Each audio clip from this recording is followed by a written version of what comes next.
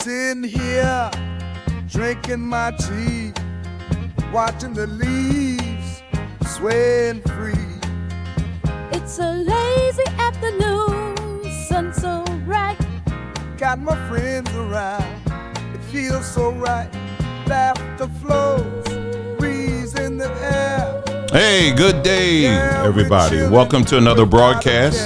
So glad that you guys are here. Gonna give people under a little over a minute to get on.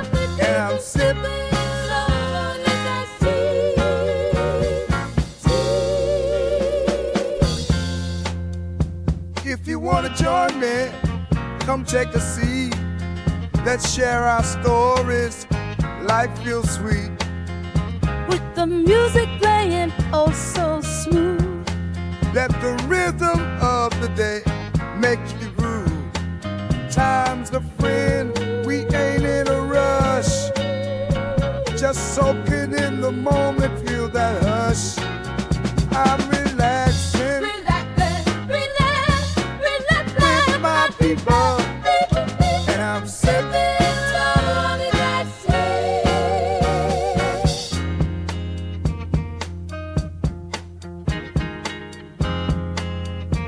And make sure if you haven't checked us out yet over on Sabbatry.com, we just dropped a sale. 25% off. We have an overstock of dried fruit. We get this straight from the farmers over on the continent. They dry it, they pack it, they ship it. 25% off. Go to Sabbatry.com.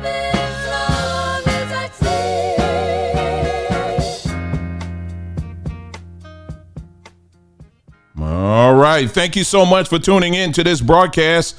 So glad that you guys could join us today. And on a beautiful Sunday, at least where I am anyway, it's a beautiful day. I was out earlier today. I did my walk. I actually walked a little bit further than I, normally do, because it was just such a wonderful day. Very peaceful, very relaxing.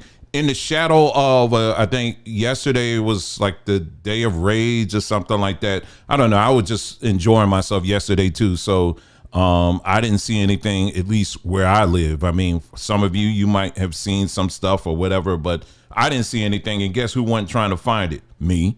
You know what I mean? Because I'm a peaceful person. You know what I mean?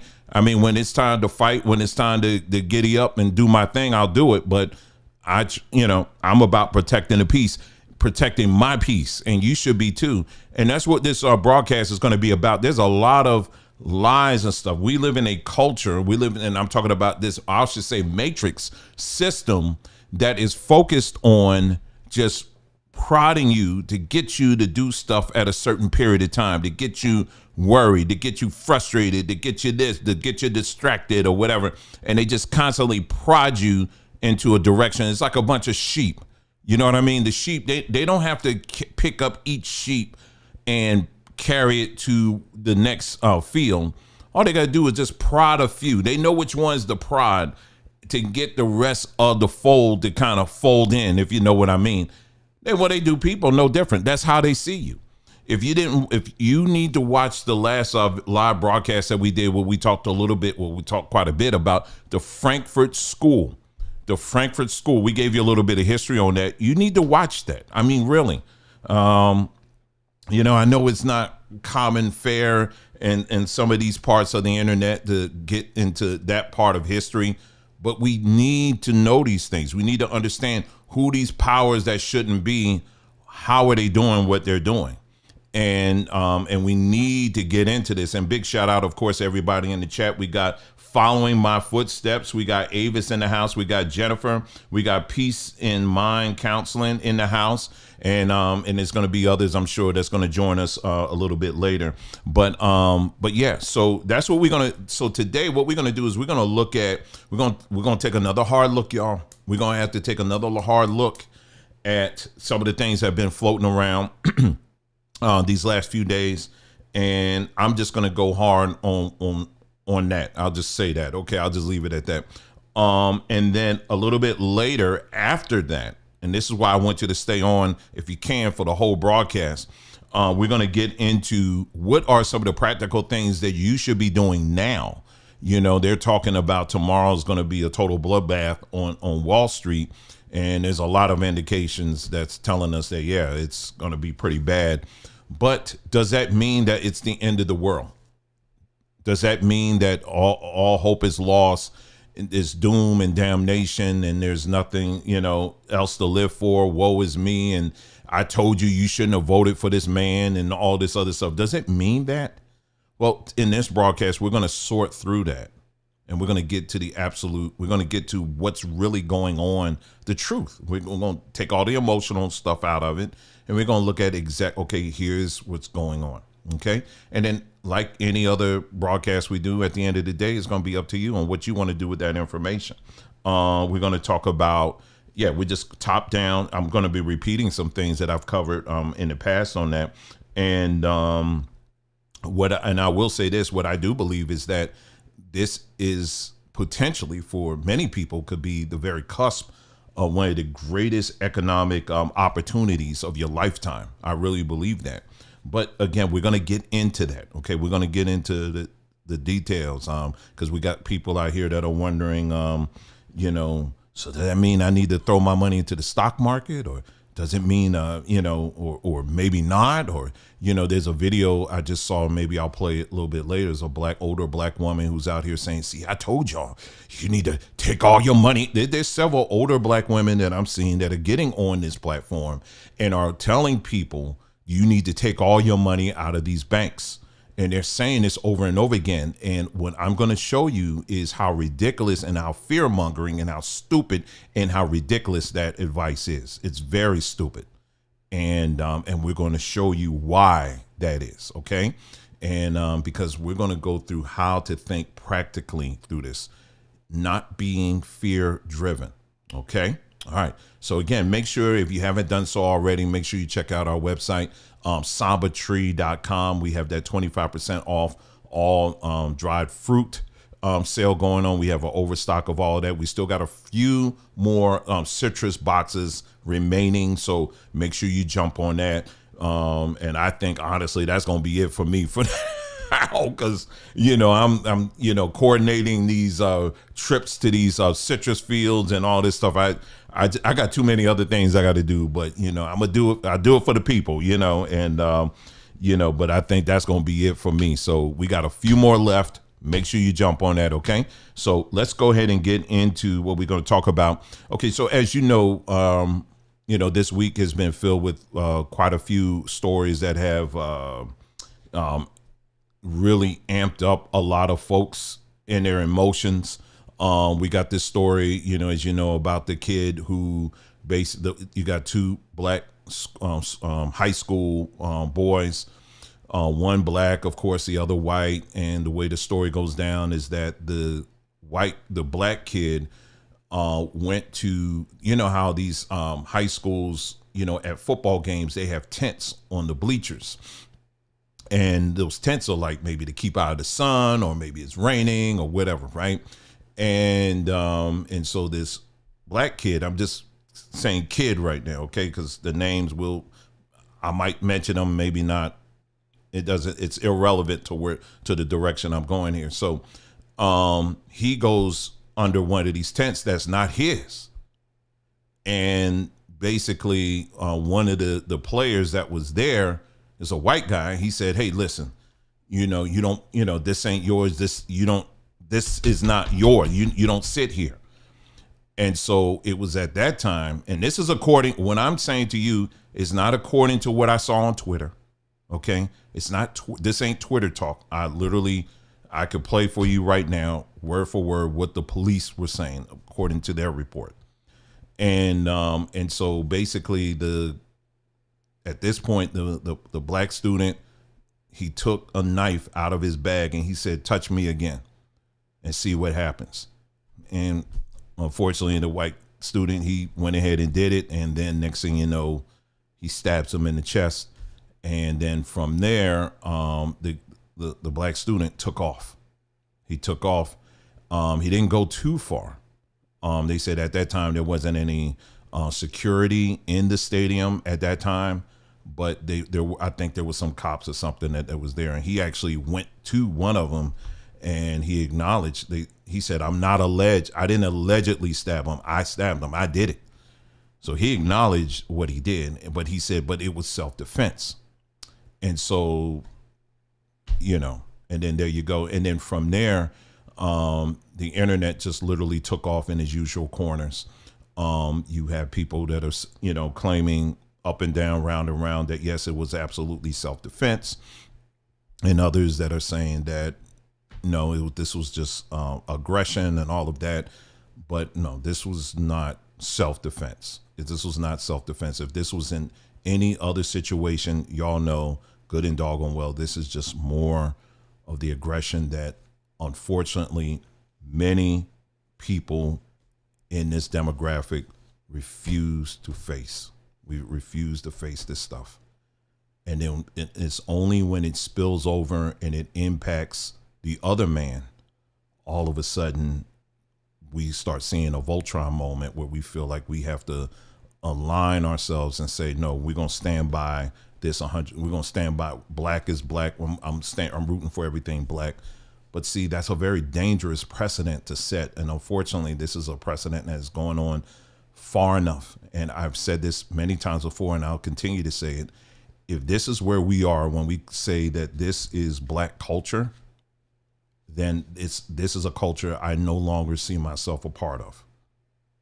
And I'm getting ready to show you a series of videos and video clips and news clips of just more and more of this type of behavior that we see happen literally all the time, but we don't really say too much about it. Now, this is all tied into the main overall thing that we're going to be talking about today, because in order for you to create a place of peace and prosperity in your home, you got to first be honest, and it's got to be a home filled with truth.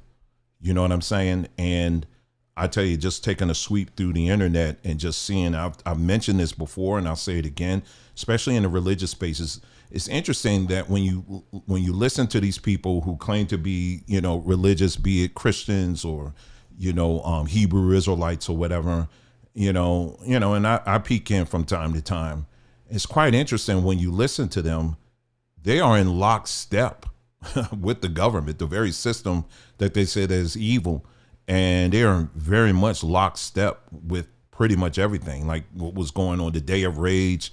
Well, I saw a number of Bible believers that was right along with it and saying, yeah, that's right. And finding scriptures to kind of align with that whole mindset. And, people saying, yeah, this is Edom falling and all of this stuff. Meanwhile, you're ignoring the following stuff that I'm getting ready to show you right now here. So I told you, so this broadcast, we're going to be honest. We're going to be straight up like we always are.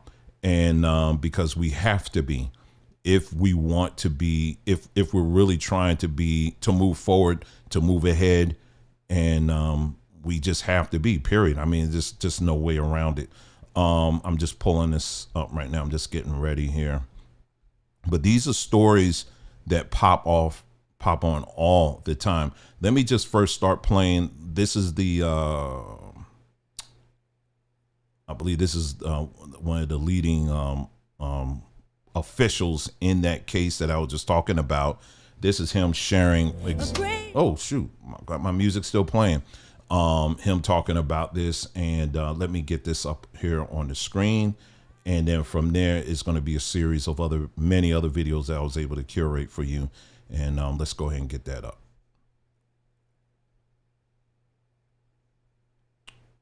There we go. All right, here we go. Said that it was self-defense. I don't have any reason to disbelieve that, but I needed to develop facts and talk to people and figure out what's going on before I make any statements about what I think happened. I don't have any reason to think it wasn't self-defense at this time. Walpole will seek to lower Anthony's $1 million bond next week. Wednesday morning's deadly encounter at Kirkendall Stadium, witnessed by about 40 student athletes and a handful of coaches, as detailed in arresting documents, sparked, witnesses said, when Memorial High School junior Austin Metcalf told Carmelo Anthony to move from underneath Memorial's pop-up tent that was being used during a downpour. Witnesses said Anthony, a Centennial High School student, immediately opened his bag, reached in, and told the victim, "Touch me and see what happens." When Metcalf pushed him, witnesses said Anthony pulled a black knife from the bag, stabbed Metcalf in the chest, and ran away. While no school resource officers were inside the stadium, one was nearby. City police also rushing in, covering the knife with a blue tarp. Caught nearby, Anthony reportedly admitted to officers, "I did it. He put his hands on me. I told him not to," before asking officers if it could be considered self-defense and if the injured teen was going to be okay. The victim lay dying in his twin brother's arms. Okay, so that's the account that we have so far. And, there, even though you got a lot of people that are saying that this was self-defense, this was not based on what we're hearing, this was not a life or death encounter at all. It wasn't that at all. This was just two guys basically, jawing off at one another. But unfortunately, one took it to the extreme and made the on-spot decision that, hey, I'm going to end your life. And so that's what he did. And so, sitting back and watching the internet explode over this. And, someone said, wait, his name is Carmelo Anthony. Yeah. That every time I hear his name, it kind of throws me off a little bit too. It's the same name of the same Carmelo Anthony we're thinking about, but clearly it's not. So one of the things I did see one report where the local police are saying that they are doing a separate investigation to see, because they're saying that people are now using AI and creating these fake videos of witnesses and people that are saying things that are, giving false testimony of stuff. And and I knew this was going to happen. I said, as this technology becomes more and more available, people are going to be using it for nefarious reasons. And so that's what's out here right now. And that's why I say you got to be so careful of what you listen to. And, because while it may be easy for people like myself or maybe other people to spot some of these things, I'm telling you right now, it's becoming more and more difficult to kind of to distinguish between what's real and what isn't when you're online or social media or whatever. Because, for example, my son and I didn't watch the whole thing. I just started watching it. It was a series I saw on Netflix. I'm sitting here staring at this and I'm like, is this animation or is this real? Like, I couldn't even tell, but it was under animation, but it didn't look like animation. So I don't know, but you're finding more and more of this leaking out like this. And where like now you're seeing in cases like this where people are using this technology to sway people into this nonsensical stuff that they just not even thinking, you know what I mean? And so that's that story there. But now what we're going to do is I'm going to, just hold on to your seats, because what I'm going to do now is I'm just going to show you a bunch of other stories here that just, some are recent, some are not, but here's the story here. Let me get this one here, because I want to make sure you're noticing these patterns. Okay. This story just happened recently. It's a mother celebrates her son getting released from prison, but he kills her and his younger brother a week later. Yeah, so she literally here tweeting or whatever platform she looks like Twitter, I guess. I don't know. No, that's not Twitter. That's something. That might be Facebook or something. She said, "My baby's home. My MF baby. My baby's home. Lord, I thank you." Little did she realize a week later that her baby would turn and basically kill both of them. This happened. Yeah, this just literally just happened recently. Here's a story. This took place back in 2019, Columbia, South Carolina. Young woman by the name of Samantha Josephine.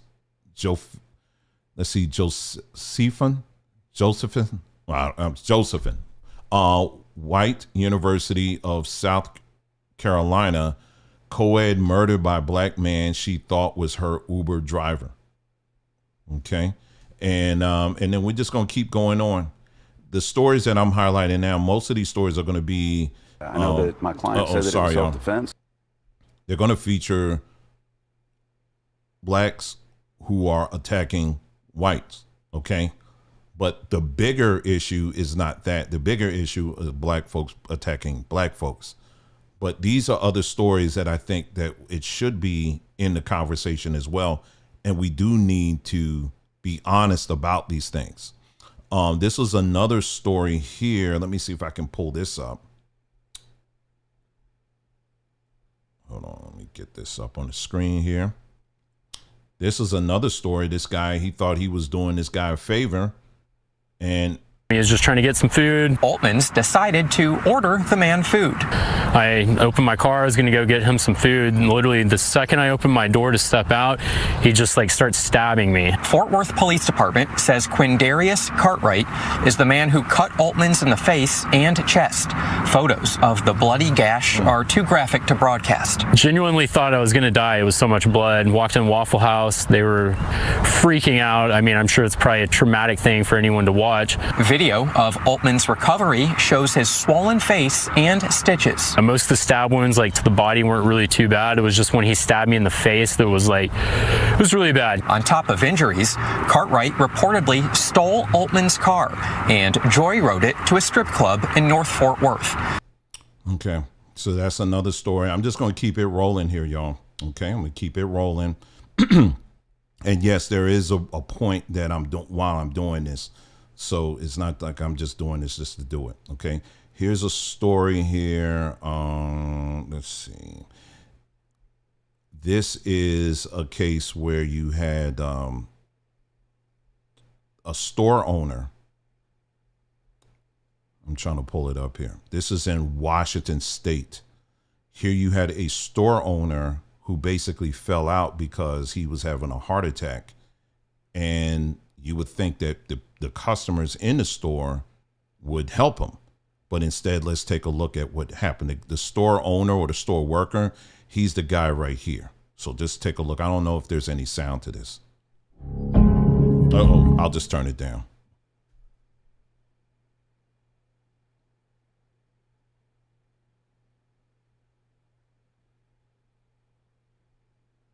So they take the money. And then you're going to see them go behind the counter and just get whatever.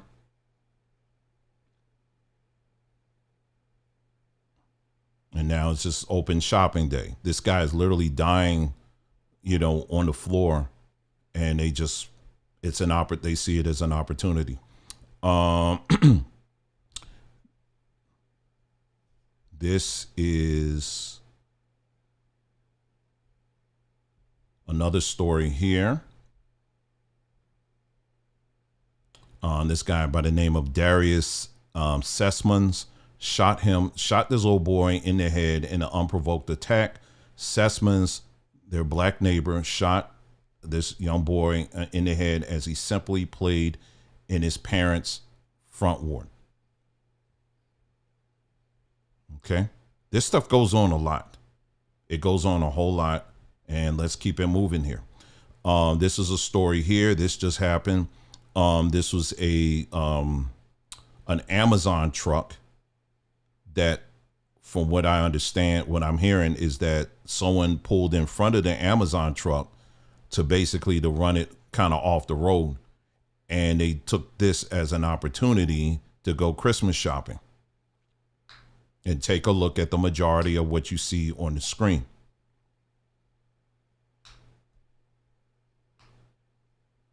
Just look, is there any volume? Thick ass, stealing this shit. No, that shit ain't yours. Look at that shit. Them folks are crazy.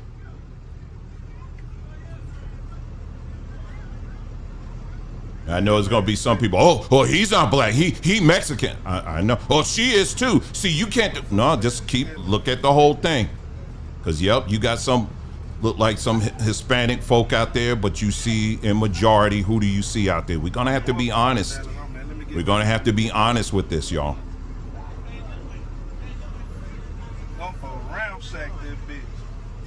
Free Amazon, man. So just imagine for a second, you're expecting a package coming from Amazon. Maybe it's You know, maybe it's just a book, or maybe it's just whatever, you know, some nonsensical stuff that you really don't need, right? But maybe it's something that's very important that maybe you or a loved one have been waiting for a long time. And then you find out. And so you make sure that, you know, man, when this thing gets home, I can go ahead and start using it or whatever. And then you find out from Amazon, it's going to be more of a delay.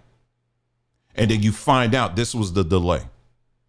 So if seeing that, if you as a black individual, if you saw this, and let's say all of those people were a bunch of redneck white hillbillies that were doing that, what would your response be to that? What would your response be to that? We got to be honest, y'all. All right. Here's another story here. Young black man. This is in Cobb County. He pulls up to he pulled a gun at a Chipotle, because he was denied Wi-Fi. All right, let's take a look at this one. Cobb County police say this man, Zakor Garrett, was so angry he couldn't get access to the Wi-Fi, he took it out on the employees working the drive-thru at this Chipotle on South Cobb Drive. The suspect decided to escalate the situation and brandish a firearm and began pointing it at employees. When officers showed up, they found Garrett across the street at this hotel.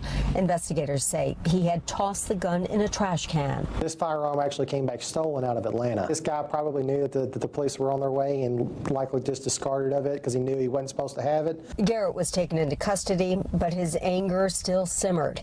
Police say while officers were trying to adjust his handcuffs, he punched one of them. The suspect swung at the officer, striking him, causing minor injuries. And while in the back seat of the patrol car, he kicked out a camera. And again, police say it all started with him not being able to connect to the Wi-Fi. Cobb County Police. So this is a common thread that you're going to continue to see. There is a thread of anger, just anger that's amongst many black folks. It is. There's a string of anger that we're seeing that, and it's not, and as much as people want to say, well, it's tied to Jim Crow, a lot of these kids don't even know anything about Jim Crow. A lot of these children, they don't even know anything about slavery other than what they have heard online or seen on television or whatever. That's about as much as they know about it. But as far as for us to try to tie that to this kind of behavior, no, this is something else. This starts in the home. Do you remember the story that we talked about recently? What was that, a few weeks ago? The two black girls that were running track, the one passing the other or whatever, she takes her baton and whacks her on the head. And then what did the black girl do? The offender, what did she do? Well, she went home to mommy and daddy, who black, both of them are black. And guess what their approach was? Well, you know, you got to look at the angle, you know, and she's not like that. She's a good student. You know, she makes straight A's or whatever it is that they were saying. And they themselves, the girl that got hit, she should have been the one having some kind of, like, not parade, but you know what I mean, some kind of support, the community coming together to support and gather and all that. And maybe they did on the low or something like that. But the girl that did the hitting, she had all friends and family and community members coming together and supporting her. And the parents were likewise, and the father, he was there as well, up there crying at the point of tears and like, my baby shouldn't have to go through this. It's your baby that did it. Now, fortunately, let's be honest and fair here with our assessment with this story. You did have numbers of black folks who called this woman out, called that whole family out and said, no, that's wrong. You shouldn't do that. But notice the difference here. When this is something that takes place, is black versus black, it's like we know what to do, right? We know to call a spade a spade. We know to say, this is wrong, that ain't right, whatever, boom, that's it, right? But it's like, but if the same kind of aggression we see is going against someone who's not black, then it's almost as if, and I'm not including you in it, but there's numbers of people within the black demographic who feel as if you got to stay on team black because otherwise you losing face or something. You can't give them an inch and all this nonsensical stuff. No, it's wrong. You on your own for that. You do not represent me. When you do that when people do that kind of act like that, I don't care if they're black or not, they don't represent me. Okay, just like if when we talk about on this platform sometime about the 92%, that whole demographic and of itself, when we're talking about them, I make it very clear every time when I bring that topic up, they do not represent all black folks. Never hit yourself to these losers. This is something that I don't know where it came from, but it's like a lot of black folks feel like we got to hitch ourselves on like, oh, you're just embarrassing me. No, you're not. You embarrassing yourself. And look, I'll call the cops. You know what I'm saying? No, absolutely not. Absolutely not. These individuals do not represent us. But the truth of the matter is that it does represent a trend that people are going to have to take extremely serious. You remember the story that was floating around about the black father who, let me see if I can pull that up here. So this is a story here. Let me get this up right here. Here we go. I don't, and this ain't even recent. The number may even be higher than this now. I don't know. But anyway, this is a black man who supposedly went into McDonald's to get an interview, right? And he left his children in the car. And so, concerned, citizens saw these children sitting in the car and they called the cops. I'm glad they did. We should not do that. We should never do that with our children, especially in this day and age. But he left his children in the car, right? But then the cops came and then they said, hey, you can't do that or whatever. And they proceeded to arrest him because, some places they take it extremely serious. I don't know about arresting folk, but, over that. But I think there definitely should be a firm warning, given the parents to doing it. But they arrested this dude. And so that's all we heard. That was all initially when this news rolled out. That was all we heard. And people off to the races immediately. The first thing is, they ran with that narrative, the immediate first story. What can we do to help him? This is America. All he's trying to do is, they even using Pursuit of Happiness, playing off the movie, right? Where, with Will Smith, where he was homeless and trying to take care of his child and all of that. And so it was the same. They're playing off the same thing here. So here, the initial story was, here you got a black man who basically he's trying to do is move up in the world, trying to get a job, but he left his children in the car. And that's all, and they were saying, and the message was, hey, America, you need to back off. This is a brother really trying to make it and all that stuff, right? So you remember all of that, right? Well, a few days later, it comes out he wasn't at McDonald's applying for a job. In fact, if he did go to McDonald's, it was for a hot minute. Where he was at a hotel across the street, told his children, oh, I'll be right back. I got to drop something off. He wasn't at McDonald's. He may have been parked at McDonald's, but he wasn't at McDonald's. And then they asked the children, they said, well, what's going on? And they say, oh, he does this all the time. So meanwhile, you got all of these people that donate thousands and thousands and thousands of dollars based on emotion. And now what? What happens to the money? What happens to the children? But this goes on all the time. So now what happens to him? You just kind of let it go and just move on and wait for the next story to pop off? Or do we circle back and really ask ourselves these hard questions?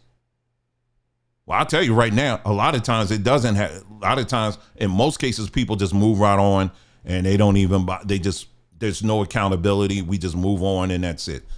We can't do that. If you are trying to establish a peaceful environment in your life and get rid of the drama and all of that, what we're doing now, this is what it's going to take.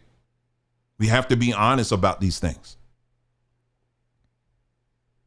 And we got to start calling this stuff out for what it is. Now, let me be clear over and over again, as I've said before, and I'll say it again, and I'm going to keep on saying it. This is not representative of all black people, okay? All black people don't do this. There are plenty of black folks who are calling this stuff out, who are pointing these things out, and it is happening, and it's been happening, okay? So we're going to be clear about that. But what I am saying is but the numbers are way too high of black folks who reward this kind of behavior and want to call it black culture. And like I said earlier, if this is what we're calling black culture, I don't want to have anything to do with it. You understand? Now, here's a story here. Imagine if you had your, your dear loved one, older, grandmother, or even your mother, elderly, she's staying in a nursing home, and you're hoping that, you're just thinking, okay, they're going to take care of her and all this other stuff. And then you see, and this happens. Take a look at this 17-second clip.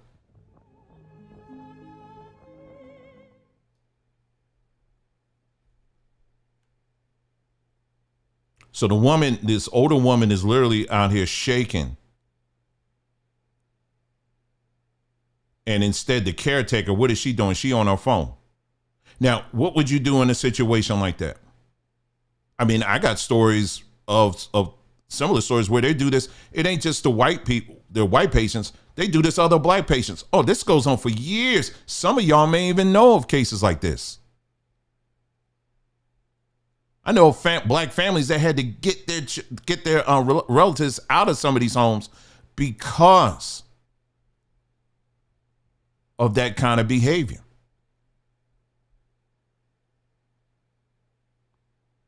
Let's see what else. This is an older story here. This is a young man, again, young black male, who basically, his teacher basically took away his cell phone. And I've heard a lot of teachers deal with this part. A lot of teachers who deal with this stuff, and I'm talking black teachers who say, enough with it. I can't deal with it no more. And it's funny because I listen to some of these black teachers who just abandon teaching in these public schools. And the sad thing is that they'll do these videos and they will talk about, it's just too much and all of that. They'll say everything, but they will not mention the fact that the children that are giving them the most problems are black children. You could see the fear in them not even acknowledging that. Here's another story here. This is what I was talking about. This one right here. Is there a volume?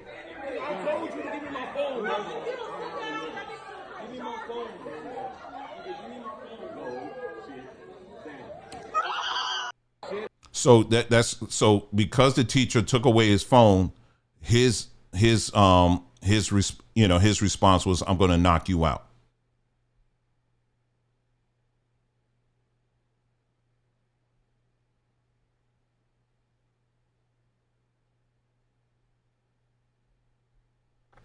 This is another story here. I'm almost finished here because, like I said, we can go through this all day. This is a school principal, and check out what she did. Former principal in Delaware is charged with sexually abusing a child. The alleged crimes happened more than a decade ago. The charges filed 6 months ago. Today, there's deep anger in the community over the apparent delay in telling the public about those charges. It is Tuesday afternoon. I'm Brian Taft. And I'm Christy Aletto. The big story on Action News is the arrest of former A.I. DuPont Middle School principal Tasha Purnell, known in the community as Tasha Oliver. The alleged abuse dates back to her time as a teacher at a different middle school. Action News reporter Annie McCormick live in Wilmington this afternoon with details on the charges here and why parents are so upset with that school community. Annie. Yeah, and this is where she was principal. She was placed on administrative leave in September of 2023. A year later, when those charges came down, the district ultimately fired her just a couple weeks after the charges came down. Today, though, parents say they feel like they were left in the dark. Former principal Tasha Oliver facing felony rape counts for abuse spanning from 2010 to 2014. A victim, a young girl under the age of 16. Oliver was hired by AI DuPont Middle School in 2020. She was placed on leave in September of 2020. I mean, you get the point. I mean, we don't have to go through the whole story there, but you get the point. Not that far from there, that was in Delaware, but in Chester, PA, I just told you about another story down there. It was another mostly black school. This was a a charter school, and 20 teachers, all of them were arrested. You know why? Because they were abusing the children. They were abusing the children.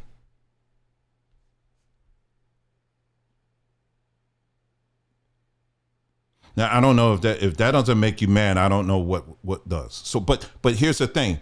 Will people like Tariq Nasheed do a video on that? No. Or how about some of these other talkers out here? Will they do a video on that where a school comprised of mostly black students and mostly black teachers, where 20 of them got arrested because they abused children over the years? Will Tariq Nasheed or someone of his caliber, will they do a video on somebody like that? Of course not. Of course not. They're not going to do a video on that because it doesn't fit a narrative. It doesn't fit a certain narrative.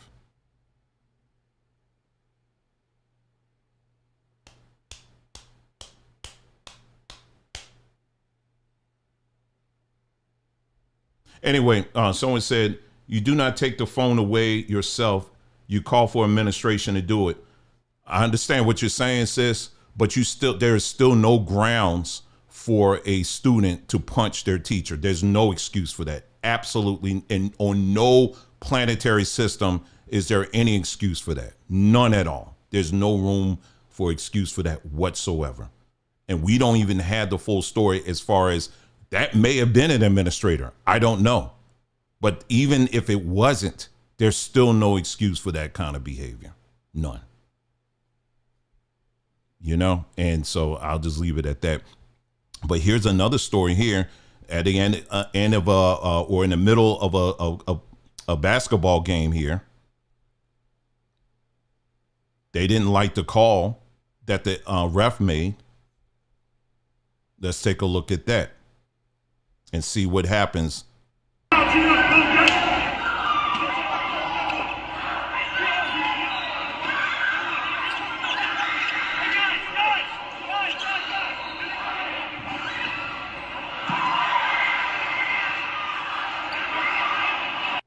So you know where that goes.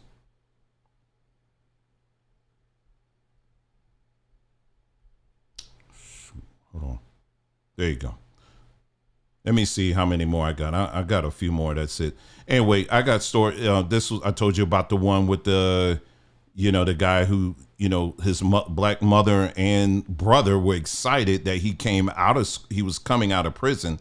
And then what did they end up doing?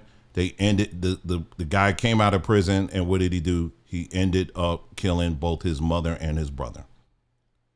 And I have story after story after story that I can go through right now, but I think at this point we do get the message here. There is one I do want to play here, and this guy, he's talking. I want to point this out. I thought it was it's interesting what he is saying. And it's like, bruh, do you not understand why these stores do this kind of stuff? Take a listen. Look how they taking money at Dunkin' Donuts, y'all. Like, come on, man. What is this? It's crazy. Straight bulletproof glass through the whole thing, man. I mean, you can't even breathe on these people. Look how sealed this is. This is a professional seal. Like, you can't even talk to these people barely. Appreciate you, man. Getting up every day and seeing something like this, bro, that do something to your mental up here. It tell you Like, this how you feed animals in a zoo, gang. Like, that's pretty much what it's telling your mentality. Like, I don't trust you. You feel what I'm saying? At what point do we be like, we tired of getting treated like animals, tired of getting treated like this? Like, bro, like, you telling me I can't even hand you my money, gang? Like, bro, like, the people who be owning these don't be from the community. They don't be from the city. They don't. You grow up, imagine you see this every day for your whole life. And then you go to someplace else and you see them handing the money. You gonna think something wrong with you, gang. Like, it's crazy mentality. Yeah, no, the mentality that's crazy is the mentality that you're clearly overlooking in communities like this, where you see this, when you see stores doing this, even for some of the most simplest of stuff. The reason why they're doing it is because of the fact of the crime that's happening. And for some reason, this individual, along with other individuals, they just overlook it like it doesn't exist. I lived in a community. I remember seeing them switching to this. Some of y'all remember, well, before it was KFC in the Philadelphia area, it was called Geno's, right? But we'll just call it Geno's for now. I'll just say Geno's. That's what I was familiar with. And then, like I said, later on, it turned to KFC. I was there. This was in the early 80s. This was in the late 70s, early 80s. So this is a problem that just popped off. This is something that's been going on for a long time. It was crime going on there. And the crime got so bad, the stores started putting bulletproof glass at the counter. If you're going to do any interaction, hand money, get your food, get your receipt or whatever, it's going to be through that little door. They don't come in there to do that. These people understand what I'm saying here. A business owner does not want to spend a ton of money in security stuff, because it's too much money. They're trying to make their food. They're trying to make the product, whatever it is, sell it to you, get their money, and keep it moving. When businesses have to go and reach in their pocket and say, okay, now we got to beef up for security. Now we got to get a team of security officers. Now we got to get a SWAT team. And now we got to get all this other. And by the time they invest in all that, their money is just out the window, and they're just saying, screw it, done. I'm done. We're not making any money here. When we moved back, this is years later, and this is more recent, when my family and I, when we moved back to New Jersey, and I would go to Philadelphia, and I remember walking on Market Street and just seeing how, I was like, dang, man, I remember growing up, it used to be teeming with folks. And you had different neat little stores and stuff there, but you go down there now, I mean, it's just death. I mean, it's just, the stores ain't lively, nothing like that. And I remember they recently built a Wawa there. They might as well say Wawa. Well, Wawa, for some of you who don't know, it's like, think of 7-Eleven. If you don't know what Wawa is, then it's 7-Eleven. It's a convenience store for those that don't know, because I do have some people who live in areas, they never even heard of either one of those stores. It's a convenience store. And so when Wawa moved on Market Street, it was nice. It was really nice. They were really trying to set it up to be like I guess somewhat of like a flagship store in that area in Philadelphia, in Center City, because you got the hospitals there, you got a lot of businesses, you got banks and all that stuff. So they really were trying to make it look nice. Man, that thing stayed there. It wasn't even there maybe 2 years. Next thing I know, it was gone. It was gone. They shut that whole thing down. Wawa corporate said, we're pulling out. We're pulling out because it was just too much crime, that we were putting way too much money into security. There was another one in Northeast Philadelphia too that I'm aware of. They shut that down too. They pulled out, and all over you're seeing this happening over and over and over again. But again, we don't talk about these things because we want to pivot to everything else. It's the corporate greed that they're doing it. It's the tethers. They're coming in and doing it. And yes, to be fair, you got other groups that are coming in and are contributing to that. But we are too. And we have to be honest and call this stuff out for what it is, because yes, we are contributing to these things too. And so, yeah, this is happening now. And so you hear these politicians and preachers get up here and they want to try to make it seem like, It's racism that companies want to dare protect their assets. No, they're doing that because people are taking them out. They're trying to protect the employees who, in most cases, the employees themselves live in that community and they're black. They're trying to do. So when you got foolishness that's going on and you tolerate it, it has an impact on everybody else. You got families that are trying to make it. All they can do is maybe get a job at 7-Eleven or Wawa or whatever. But every time Pookie and them want to come in there with a shotgun and want to just go to town, and nobody wants to call that out. Unless all of a sudden, if it involves someone white coming in, now all of a sudden we gonna tear it up. Now all of a sudden we got to become Voltron and we got to attack this stuff. My point is this, and like I said, I can go on in this, and I think about all the time before I go on video.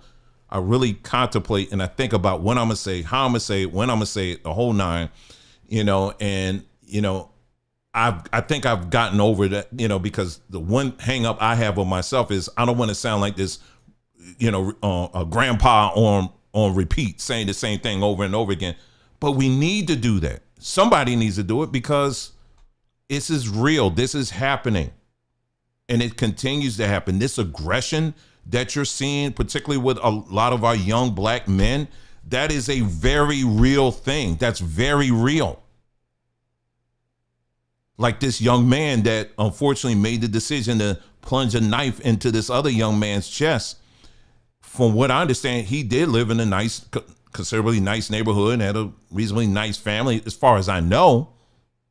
But one trend that I have seen is that you have black families that oftentimes that will move to these nicer communities. And it's not to understand, this is a conversation where we're focused on black folks. We're not saying that black folks are the only ones that have problems in the world and contribute to problems. I'm not saying that. I gotta interject that from time to time because some people will get emotional and think all I'm talking about is I'm excluding white people. I'm not talking about them in this conversation. Okay, I'm talking about the things that we can do for ourselves. Right, that's what I'm focused on. So anyway. One thing I've noticed is that a lot of times you have families that will move to these nicer communities that have nice schools, that have nice facilities, everything else, right? But yet the kids, they're home listening to all this gangster stuff and listening to all this stuff, and they're getting programmed in their rooms, in their nice community with a nice school and everything. But the stuff that they are allowing to come in their ear gate, unfortunately, is they're embracing this kind of stuff. Like there's pictures of this guy, on Instagram, he's flashing guns and all this other stuff. And then you got black folks who said, oh yeah, well, we're going to find some. And they found some of the guy that got killed. He was holding a gun too. But like someone brought up a point, one of these kids are holding guns because they just finished hunting animals. The other one is flashing stuff because that gun ain't about hunting animals, right? And so it's a false equivalent. You understand what I'm saying? So again, we have to start being honest with ourselves, and we have to start being honest with ourselves as we are assessing these different issues that do come up. And so that's why for me, a lot of times when I hear these stories, I just say, you know what? I'm not going to even bother with it. I'm not going to even talk about it. I really don't want to talk about it, because at the end of the day, some people are just so high in their emotions. All they want is confirmation bias. They want someone to get up here and say, yeah, kill the white man, kill the white man, kill the white man, whatever. He's our enemy. But no, there's many of you who will acknowledge and admit if you got in an elevator full of young black men that were dressed with their pants down, half down, and all of this stuff, you will be scared. Let's call it for what it is. Let's call it for what it is.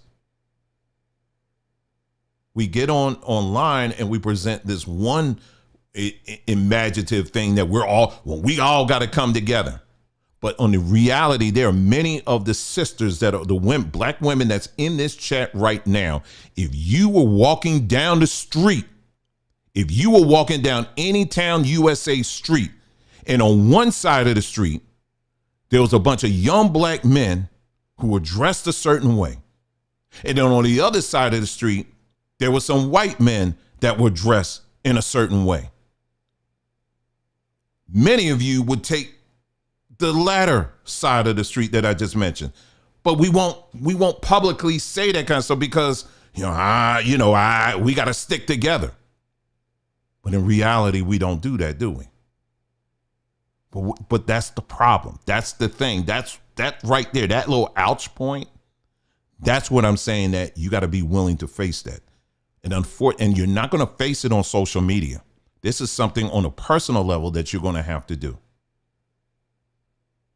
You know what I'm saying? And so, like I said again, one of the hardest things I have to say is, listen, as an individual, I acknowledge my history. I love my history. I will defend it when it comes to, my lineage and all that stuff. But I also recognize what they're doing, what this system has done when they labeled all of us black, when they said we're black people. By doing that, it erased so much stuff, and it created a mindset. It created this psychologically. What it did to us is that it made us feel and think that we all have to stick together. And what it also did is made us accept what is defined in this thing we call black culture. We didn't come over here and call ourselves black. They did. I would go even further and say that black is a trademark. I would even say that it's a trademark that we don't even own. I would even go as far as saying that. This is something right before I came live here. I found this to be very interesting. This was on Twitter. Someone posted this. This is from the AP. They posted this back in 2020. Take a listen and look at this. Why we will lowercase white. Now go back to the video that I did the last live where we talked about, the chosen. If you wink, wink, you know who I'm talking about. And really that's who we're dealing with here. I want you to go back to that and recognize who's really behind this. Okay. But let's listen to this. Why we will lowercase white. AP style will continue to lowercase the term white in racial, ethnic, and cultural senses. This decision follows our move last month to capitalize black in such uses. We consulted with a wide group of people internally and externally around the globe and considered a variety of commentary making these decisions. All right, let's go to this one. Why we will lowercase white. AP style. Okay, let's see a little. Okay, here it is. There was a clear desire and reason to capitalize black. Most notably, people who are black have strong historical and cultural commonalities. Even if they are from different parts of the world, and even if they now live in different parts of the world, that includes shared experiences of discrimination due to solely to the color of one's skin. So let me ask you something, just reading this.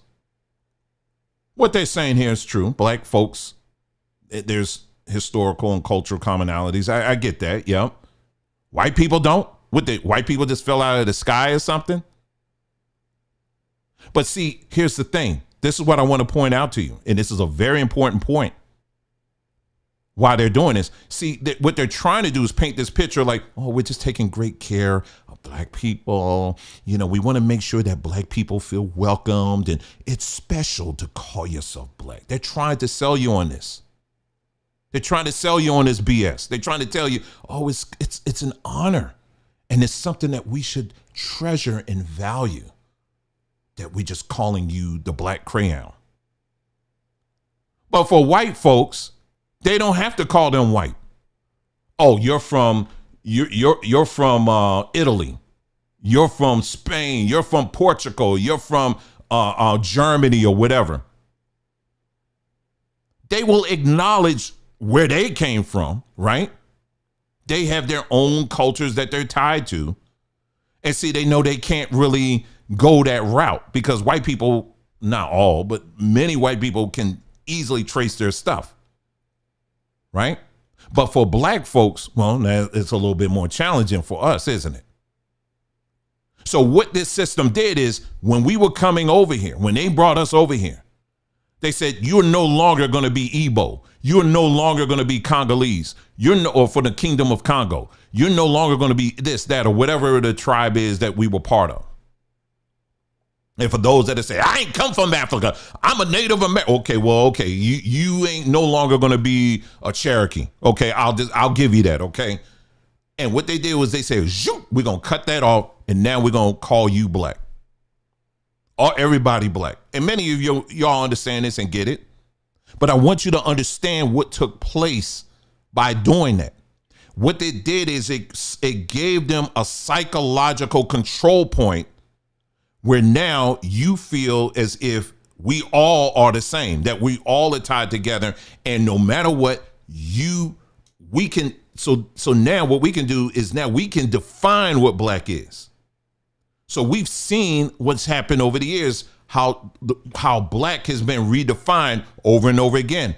We're going to start putting imagery up of what black is on a big screen. We're going to tell you black means single parent homes. Black means poverty. We're going to tell you that black means no father in the home. Black means you're a gangster. Black means that you always walk with your pants halfway down. Black means you love chicken and watermelon. Black means that you're always funny and you like joking and playing around and all this stuff and you don't take anything serious. Black means you love rap. So this is what they did. This is what I want you to understand.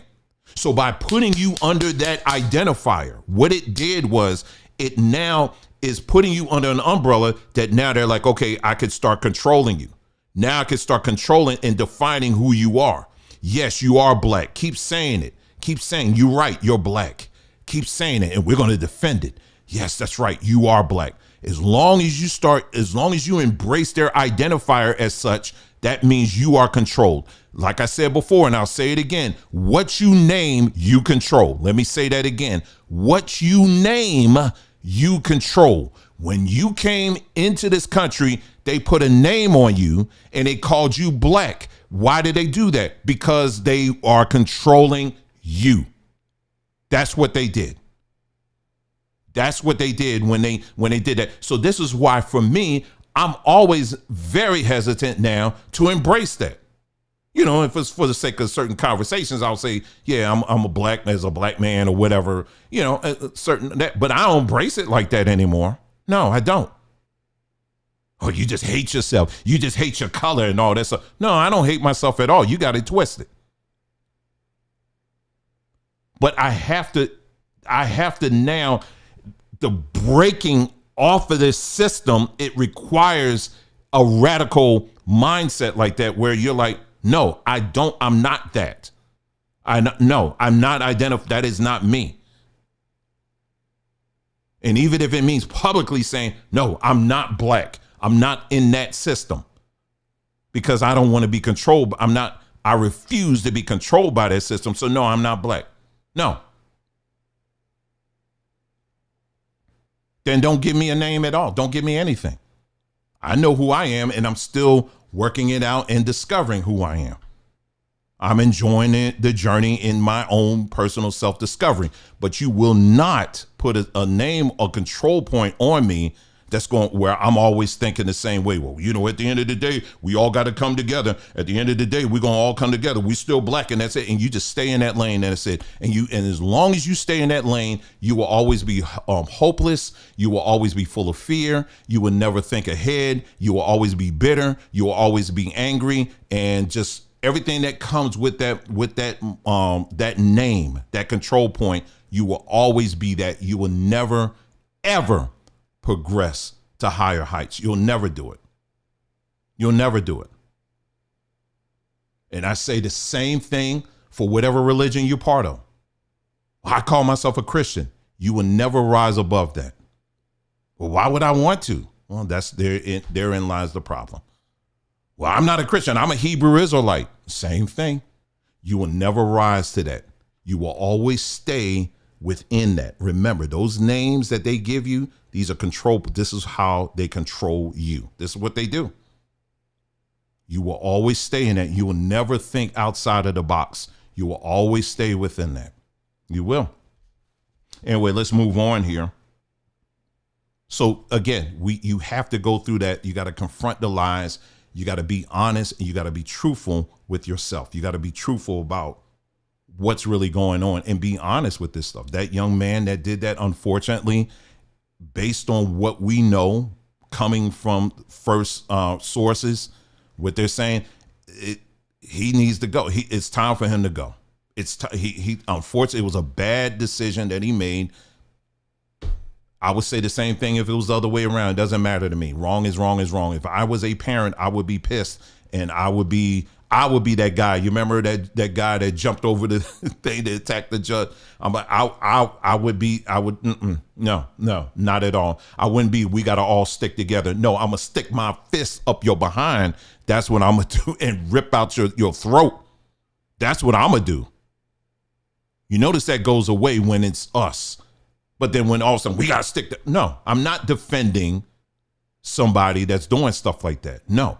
And let alone, I'm not going to be throwing my money in that direction either. I'm not doing it. All right, so let's move on here.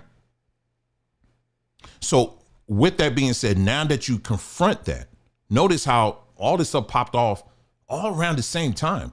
You know, right now they're talking about how the stock market looks like tomorrow is going to be really bad.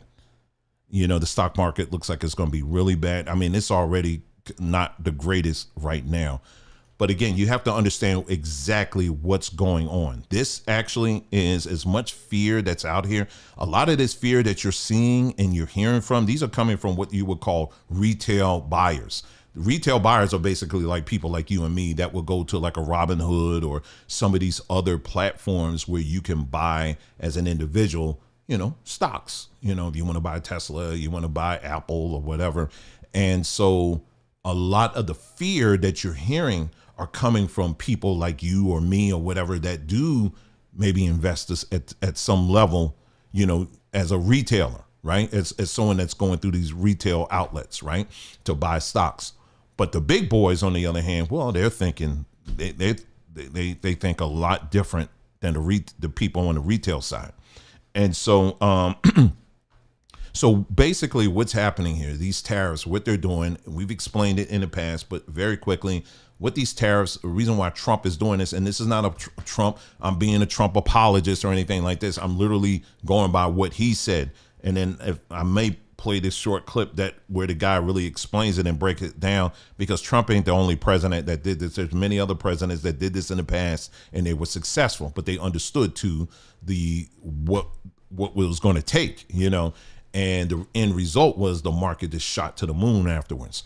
And so basically what Trump did is he looked through at these different countries and he sees, dang, man, these countries are getting over on us. I mean, the amount of tariffs that they're, you know, so this microphone, for example, you know, if it's made, let's say, for example, this is made in Japan. I don't know where it's made, but let's say it's made in Japan. Japan, they can sell it here in the United States. And the tariff we may charge them is like maybe 5%, let's just say, right? But if I wanted to, if I'm a person that developed my own unique microphone and it's awesome and is even better than this, and I'm like, hey, listen, I want to sell it to Japan. Well, Japan say, sure, you can sell it, but we're going to charge you at 60 some odd percent. Basically, it prices me out of the market. You understand what I'm saying? I can still sell over there, but my prices are going to be jacked up. You understand what I'm saying? That's just a small example of what these tariffs do, right? And so so that's what's happening. And what's happening is, as a result, the way the the budget has been over all of these years, it's been atrocious. And you know, the best thing I could do is which video will be the best video I can show you on this that explains it? Let me see here, because I have a video. It's right here.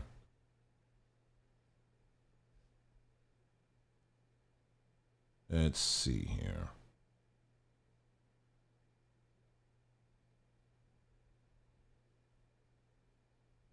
I played this before, but I'm gonna play it again for y'all. Okay, so I'll play this here, and this is for the benefit of those who didn't see this before, but here it is right here. Let me play this for you, and this explains it. And we're gonna talk about, you know, what things you could be doing as far as investing. Okay, I'm not a professional investor. I'm not a licensed investor or anything like that. I'm just floating out some ideas for you to consider, you know, with this whole market situation. And bottom line is, don't allow these people to scare you. Okay. But let's listen in.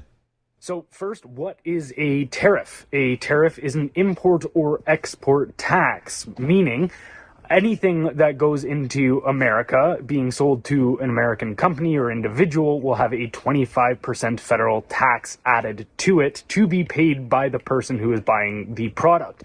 Now, again, this doesn't mean Canadians will have to pay 25% more, but what it does is it prices us out of the international market when it comes to America. Americans will just no longer buy anything from Canada.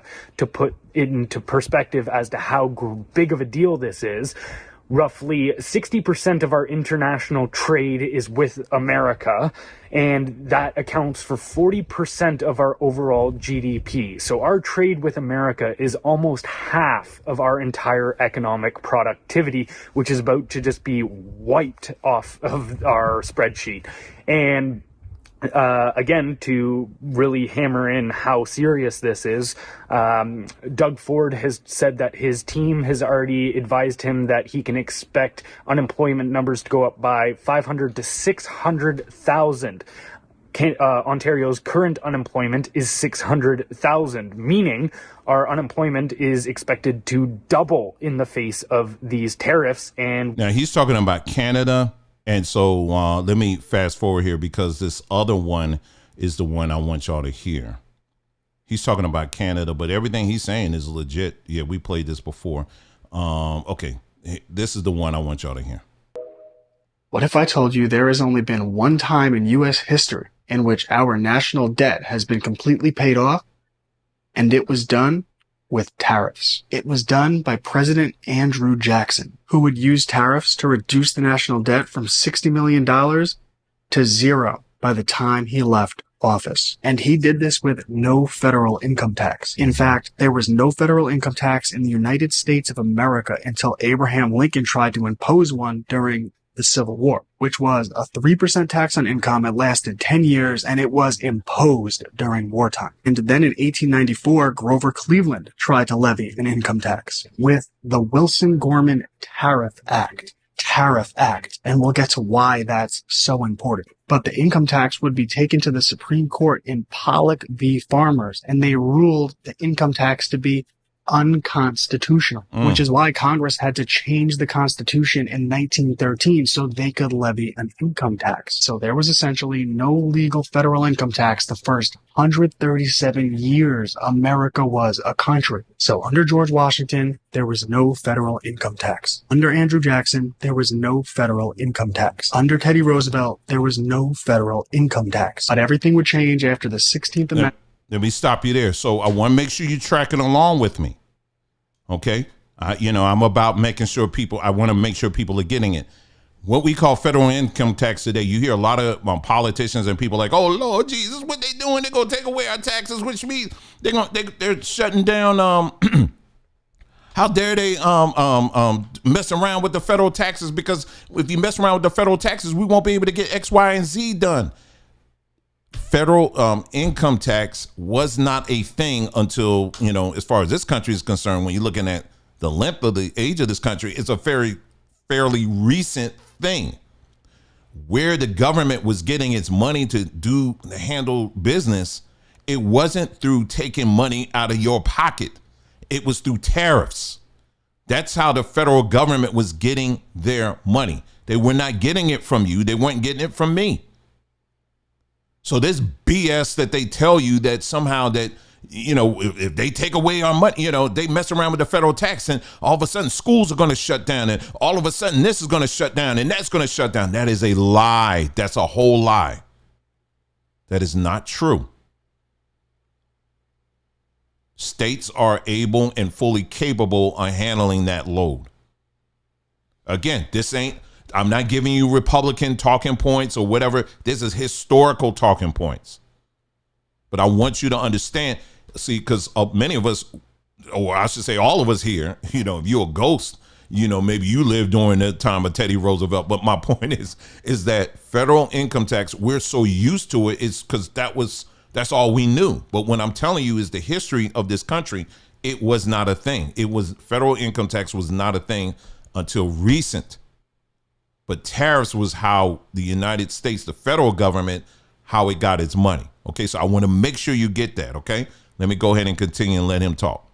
And the passage of the Revenue Act of 1913, which established a 1 to 6% income tax, and just as importantly, reduced tariffs from 40% to 26%, just like the Wilson-Gorman Tariff Act of 1894, which established an income tax and reduced tariffs, because the powers that be were about to shift American power from the people to international banks and international corporations, who paid most of America's taxes up until 1913. But after 1913, the majority of taxes were paid by people like you and me. The purpose of the federal income tax was always to replace tariffs, so that you and I would replace international corporations as the government's primary source of revenue. And it was tariffs that empowered America to become the manufacturing center of the world before 1913. American steel, American oil, American automotive all became the envy of the world under President William McKinley, who levied a 50% tariff on almost all imports. But when they got rid of tariffs and replaced it with free trade, it became a race to the bottom, a race to outsource American manufacturing to whichever countries offer the cheapest labor, to outsource your jobs to whichever countries offer the cheapest labor, as free trade has always been a race to the bottom. And it is the economic lifeblood of global governance and those who wish to subvert American jurisdiction and sovereignty. And the powers that be will gaslight you and say things like,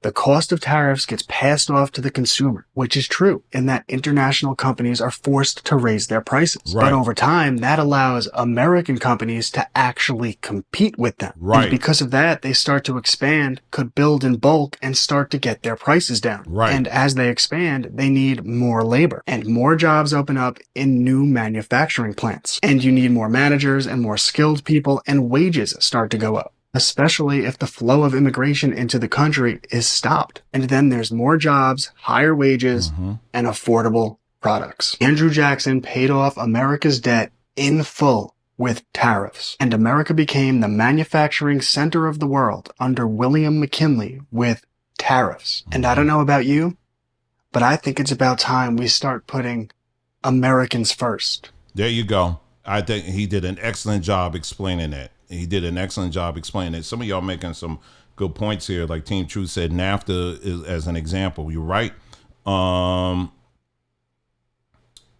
Yeah. And I'm seeing some of the other stuff that y'all putting in here too. Great points in there. But yeah, true. I was thinking about this afternoon. Now, again, I'm a, Philly, Jersey kid. And I remember, Philadelphia, particularly Philadelphia, I'm in the Northeast. I was in the Northeast, and I can remember, and some of y'all who grew up in the Northeast, you can relate to this, seeing all the factories and stuff that were there. They're still there, but now they convert them to like apartments, right? They're cool apartments now, but back then you had people that were actually working. These were factories.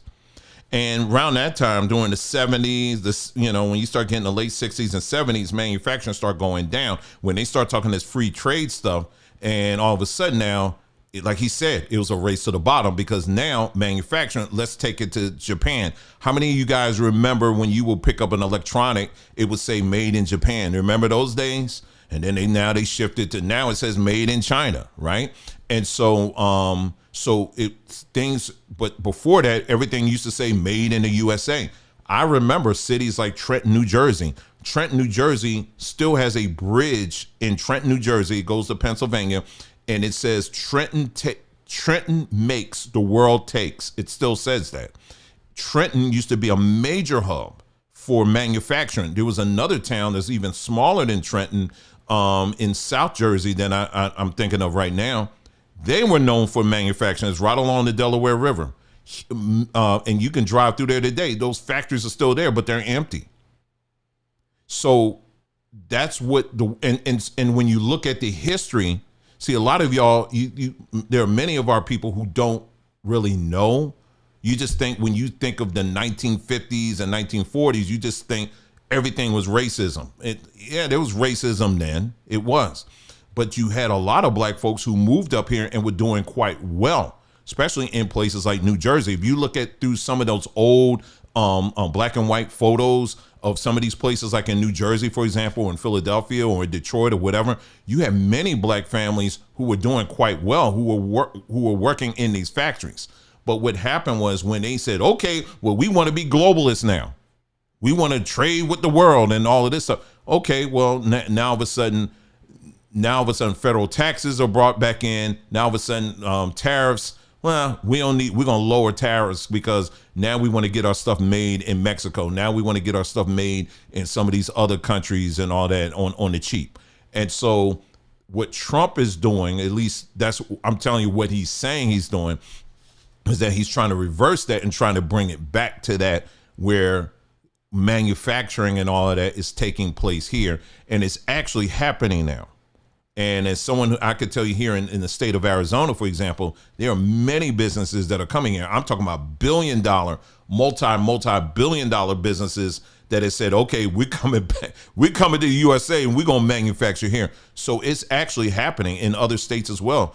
That now a lot of American companies now or a lot of companies now, business owners have now the opportunity where you can actually compete on a world scale and not have to worry about paying tariffs and all that other nonsense. You understand what I'm saying? So that's what the proposal is. And from what I'm seeing, it is moving in the right direction. However, if you're going to make a switch like that, the market is going to respond in a way of uncertain, because anytime anything sounds uncertain, people are going to react that way. In the market, a lot of what we see in the marketplace right now are a lot of this movement and activity.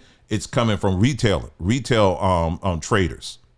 They're the ones that are like, oh, snap, what? And then, of course, they're listening to mainstream media and all of that, and, and getting all scared up and stuff like this video here. This is the video I wanted to share with y'all.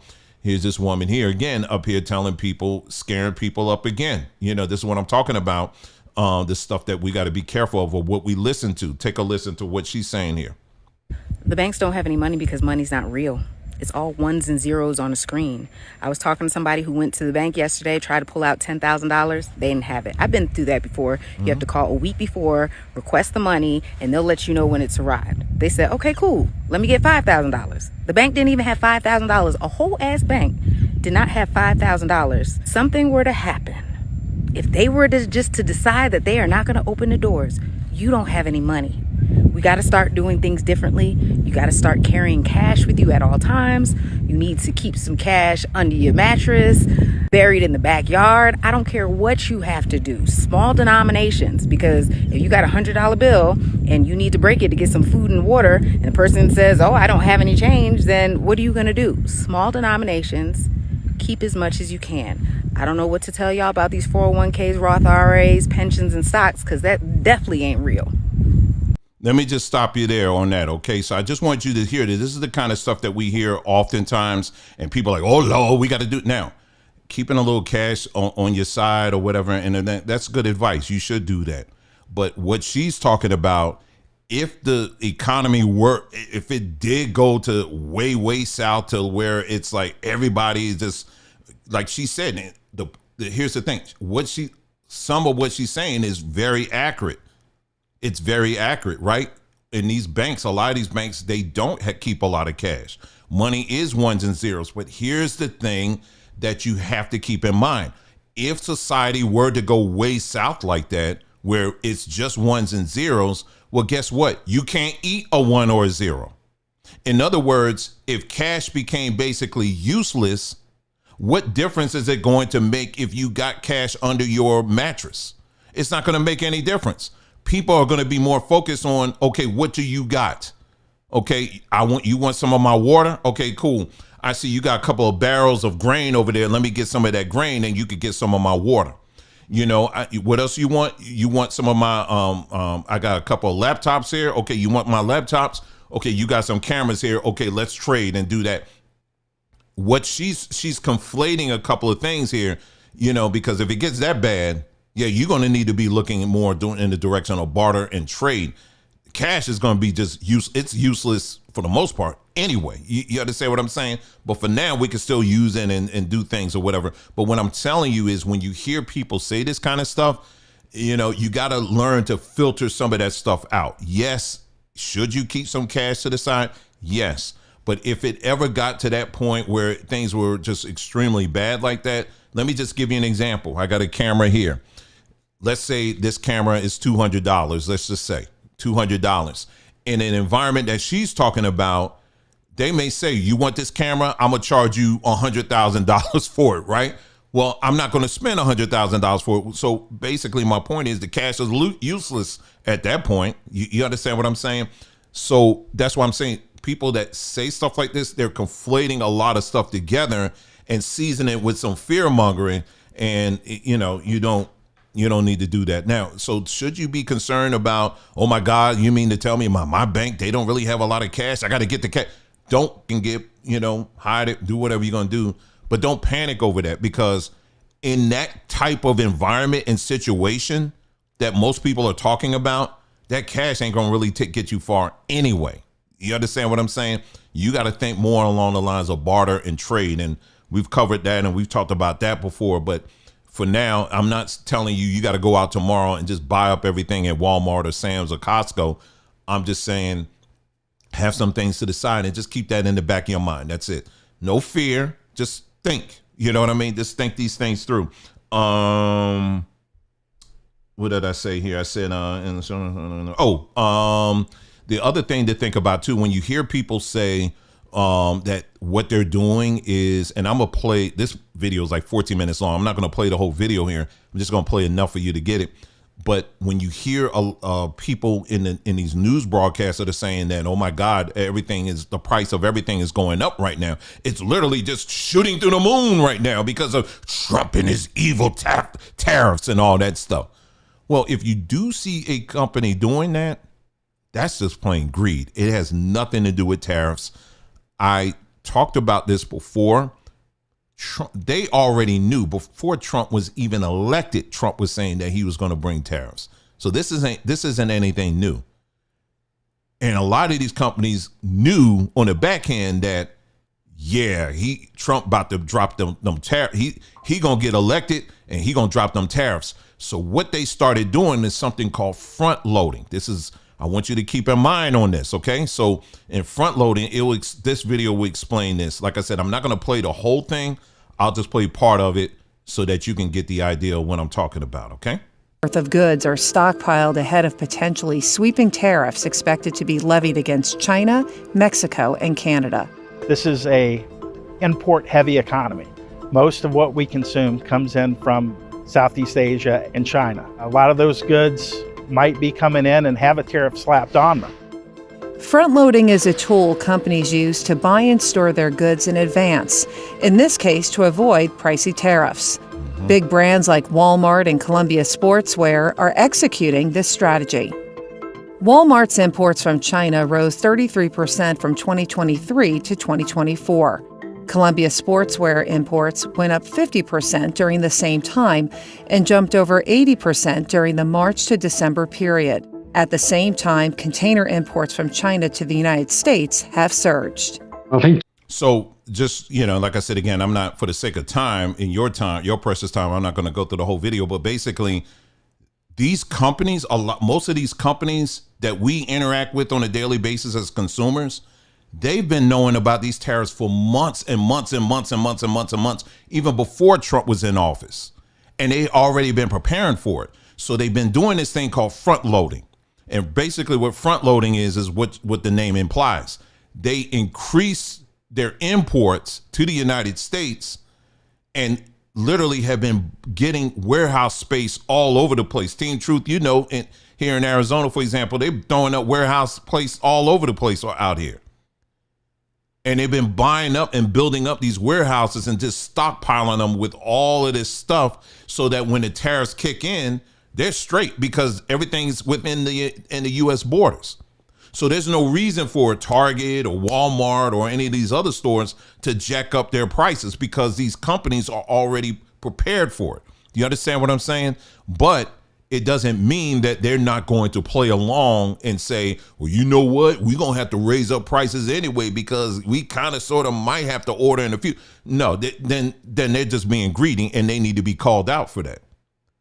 But no, the tariffs themselves isn't really going to cause your box of sugar snaps to go up. You know what I mean? Or your favorite drinks or whatever that you get from the store to go up. Now, when it comes to produce, like, stuff that we get from Mexico or, some of these other countries, we're probably going to see an increase of that, and fortunately here in Arizona, again, there are some ways, because since we're at the border, there's a program that you can, and I told you, I actually did a video on this where you have people who actually go across, they go at the border and they get a ton of produce and you just pay $20 for it. And man, your family is straight.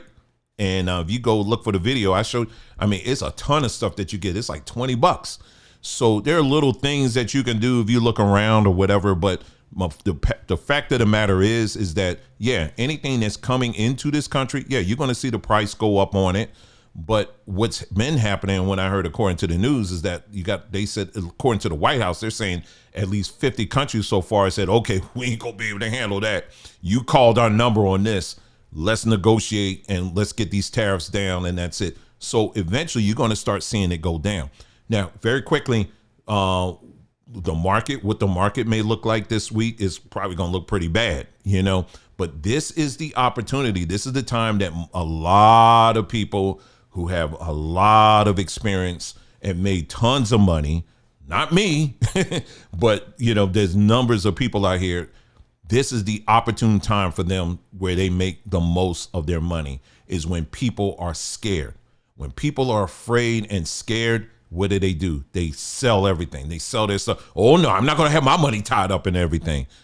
Where no, you shouldn't be thinking that way. Instead, you should be thinking of opportunities. If you have the extra cash, if you have extra money or whatever, I think this will be a perfect opportunity for you to start looking at some of these stocks, and I put a list of different stocks or companies, tech stocks that I say, these are ones that are definitely going to go up. They're not going anywhere.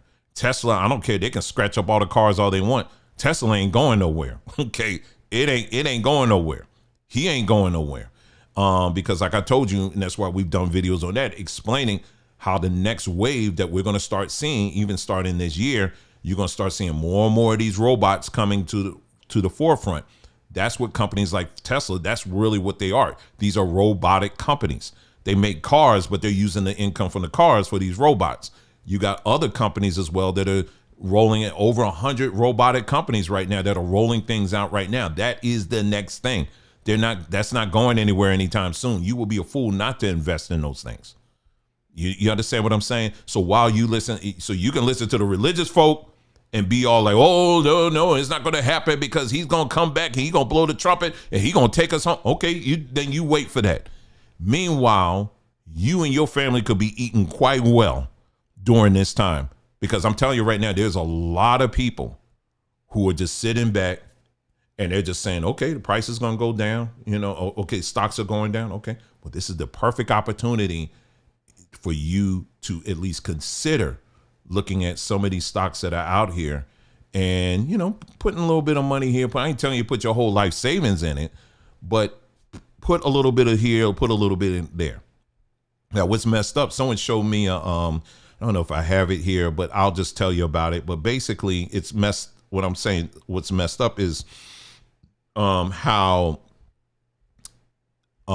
it's not supposed to be where if you're an adult, if you're someone that's over 60, your retirement age, when you're in retirement age, most of your money should not be tied into stocks. You shouldn't be playing the stock market. But unfortunately, because the way the economy has been in the past, you have more and more people who've been playing the stock market well into their retirement age. You should be, if anything, you should be more weighted in other areas, not so much in the stock area, because when you're doing the stock thing, of course, it's a high risk. And so, so I wouldn't, that's why I said, especially if you're older, if you're someone of a certain age, don't listen to anybody that's telling you got to dump all your money into the stock market. I would not advise that at all. I wouldn't advise that at all. But what I will tell you is, I think you should look at, if you're not in it at all, you definitely should consider it. Okay. I'm trying to find that doggone thing. I probably did not save it, but it was a very good chart, and they showed a whole breakdown of that. Here's one here that is interesting.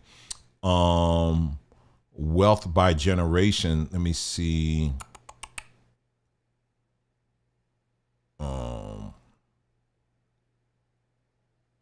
Let me see here. Hold on for a second. This is supposed to be the percentage of the stock market these groups are in. Let me pull this out here and you can look at it. It's this one right here. So take a look at this. So millennial people, look how low of the wealth they have. Gen X, that would be me. I'm in the yellow. Baby boomer is that, and then silent and earlier. This is what it's not saying is this is the percentage of wealth that each group has tied into the stock market. That's what this is. This is what this image is saying. It doesn't say it on here, but if you follow the post, that's what they were talking about. And the silent and earlier groups beyond the baby boomers, well, that's old money. Right. So it's very sobering. So millennial, man, I feel bad for them. Gen X, because feel bad for us too, because we're not that far behind. Baby boomers, a lot of your wealth is tied into, stock markets. Like if you got 401ks and all of that, it's tied into that. And then the silent and earlier, that's just old money. So anyway, so bottom line here is that, like I said, I would definitely consider, if you have some of the discretionary income money that you can put, look at some of these, I'm just throwing out something like Robinhood. There's a few other ones out there too. Would I do Bitcoin? Bitcoin for sure. I will put some in there. Maybe a few other cryptos perhaps I would do, but these stocks for sure. I'm telling you right now, especially look at the ones that people right now are all hating on right now. Like I said, Tesla. And I know some people, they triggered by that. Yeah, Tesla. Absolutely. Because when that rockets up, they're estimating the amount of they actually said Tesla is undervalued. Nvidia, that's another company as well too. Keep your eyes on that. There's a few other ones. Just go on our community page. I listed out a bunch of them that you can consider, look at. But these tech stocks especially are ones to keep your eyes on. And if you play your cards right, like I said, I would encourage you to get with someone who's licensed in this area that can really help you to navigate this. But they will even tell you, if they're honest, that this is the time to invest, to put your money in something, because when this thing does turn around, and based on history, it will, there's going to be a ton of people who are going to make a ton of money. I'm serious. And I don't want people to miss out on this because you up here listening to YouTube and someone up here telling you, oh, Lord, the sky is falling and, it's all coming down and we can't do nothing. Don't listen to these people. Don't listen to these people. OK, so we had to go through everything we were going through. We had to deal with the nonsense. Right. You got to deal with the lies so we can develop a mindset where now, OK, now, what is it that we got to focus on? What are the things? And that's what we just did. If you follow the track of this whole video of this broadcast, that's exactly what we did. And that's how you have to think. You have to be a thinker in that regard in this day and time right now, because there are too many people out here who are liars, and I hate them. I hate them. Yes, I hate liars. I hate them. I hate when people, especially when they go after our elderly, and you're out here throwing all these lies out here that, you got people out here right now. I'm talking especially older people. You got older black folks that are out here scaring other older black folks, talking about, oh, Jim Crow is coming and we're getting ready to go back into slavery and all this other stuff. Put them on a boat and let the boat just go one way in one direction, because we don't need them. Someone said, where do you find someone who's licensed like Fidelity or whatever? Yeah, I mean, it's just, go to your bank. Your bank, they have people there that you could talk to. You can go, I would go to an established, more established place. Not necessarily like, you start getting into risk when you start listening to people like on YouTube when they're saying, okay, if you subscribe to my list, I'm gonna give you the top 10 things. These are secret things, trades that you should be making. There are some people out here that know exactly what they're doing, when it comes to that. And I'm not saying everyone's bad, but you got to be, you're getting in some risky territory there, especially if they're asking for a ton of money up front. You don't want to put yourself in a position like that. I would start off, if this is something relatively new for you and you're not comfortable at all, start off with going to your bank and talk to them and say, hey, listen, I'm interested in buying some stocks here and there, or whatever. It doesn't mean necessarily you got to buy through them, but at least you have somebody in your corner that you can go to, and play around in a safe, sandbox. You know what I'm saying? Someone said, do I have a lot of money?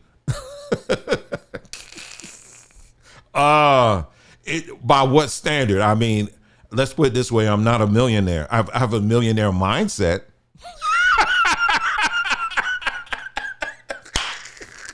Hey, I'm laughing because I got a billionaire mindset for real.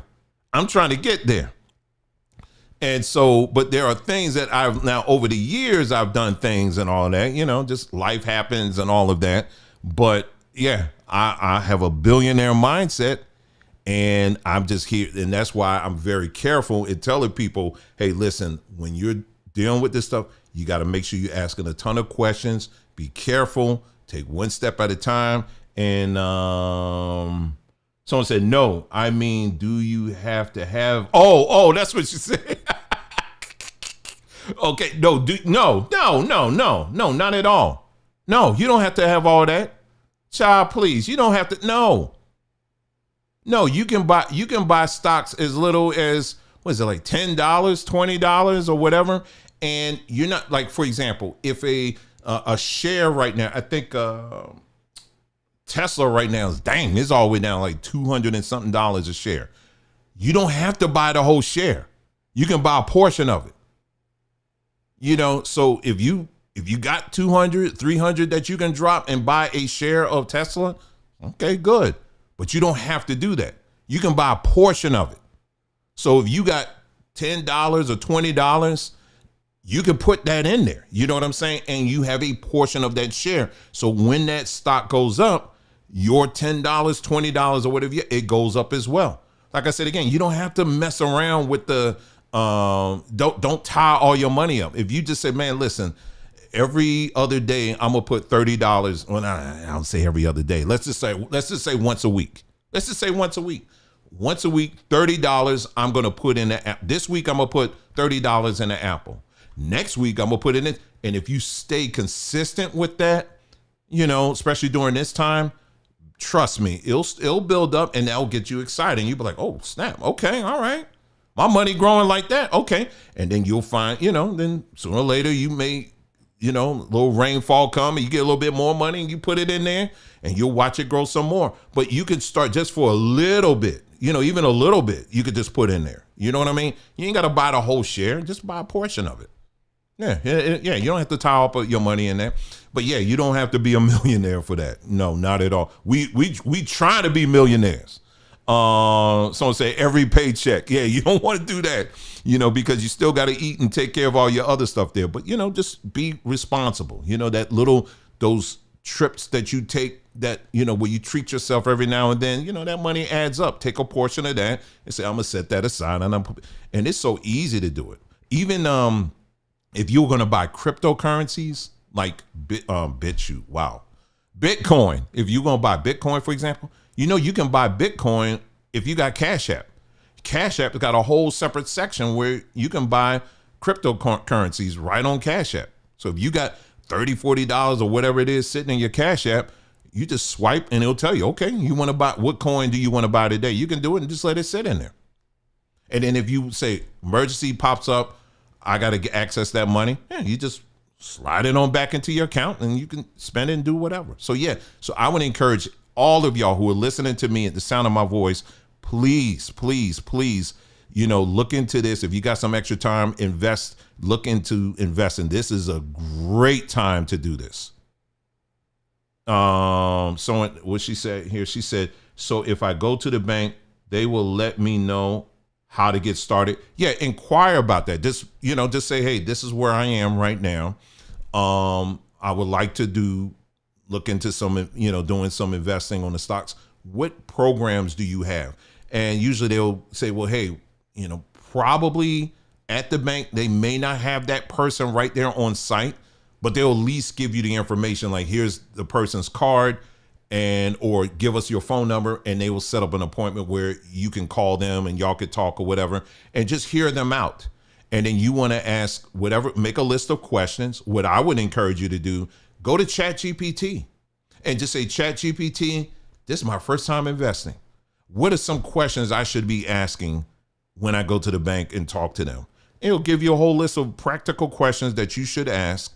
And then you go and just read it off. You know what I'm saying? And what are some of the things I should be concerned about? What are the fees? Ask them about what fees they have and all of that. Is there an advantage for me going with the bank versus going on some of these apps where I can just buy retail just straight that way? So you want to, you can go that way. I would definitely do that.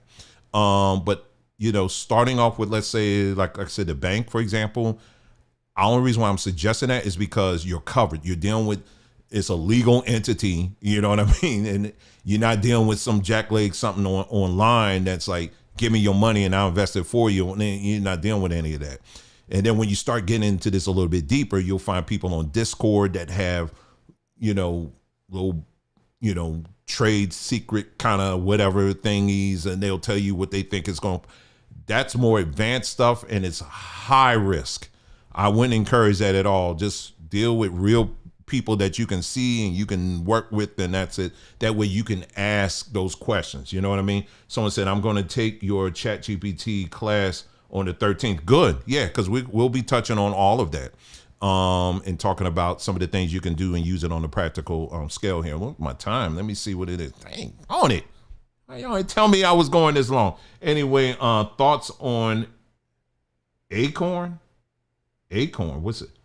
I hope you're not saying Akon. Oh, you talking about Akon, the singer? I hope you're not. Acorn. School. Fill me in on what you're talking about with Acorn. But anyway, that's all I have. I'm still hanging on with you, Tamika. Let me know what you talk about, Acorn. Because I'm clearly, is that a stock? You give me a stock tip.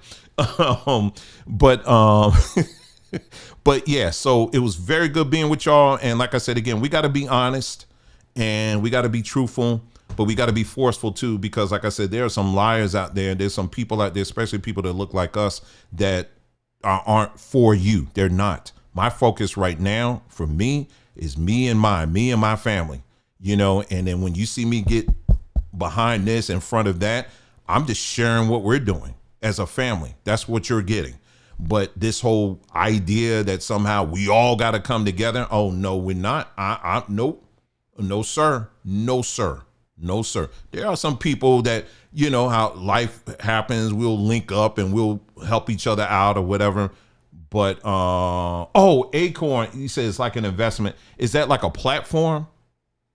Seems like I've heard of it. If it's a platform, it might be a platform. But yeah, I would not, Don't think that way. Okay. Let me leave you with that. Stop thinking black. Okay. If I can leave you with something, let me leave you with a very controversial statement. Stop thinking black, because you are more than that. Don't assume that I'm saying think white. I'm not saying that. I'm saying free yourself from these titles, from these little boxes, and begin to reach inside and become the fullest potential that's inside of you. And I'm telling you, all of us are underneath the potential that we can be. So stop accepting these titles and become what you are meant to be. All right. You guys, thank you so much. You guys take care, and I will be talking to you again soon. I'll see you next time. Take care now.